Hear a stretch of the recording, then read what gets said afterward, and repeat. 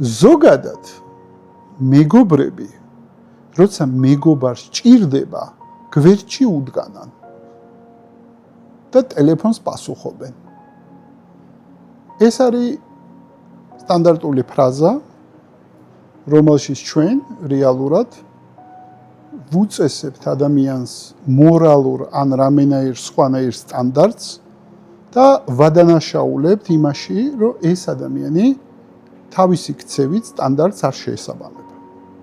როგორ იქნებოდა ეს კომუნიკაცია სიცოცხლის ენაზე? იცი რა, რომ რეკავ შენთან და პასუხი არ არის, მე გული მტკივა. მე შფოთავ.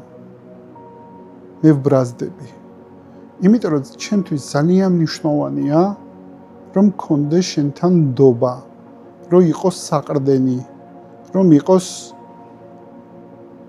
ღია კომუნიკაცია.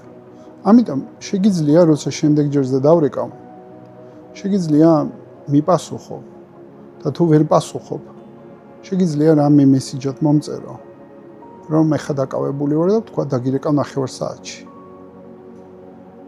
აი ეს არის სიცოცხლის ენა, რომელშიც არის გახსნილობა, რომელშიც არის სიცოცხლე, რომელშიც არის ემოცია, რომელშიც არის ჩემი ტკივილი, ჩემი შიში, ჩემი ბრაზი თუნდაც, ჩემი საჭიროება და ჩემი ღია თხოვნა.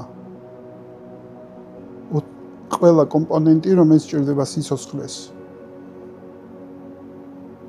და შენთვის რომელ წინადადებაში იყო მეტი სიცოცხლე?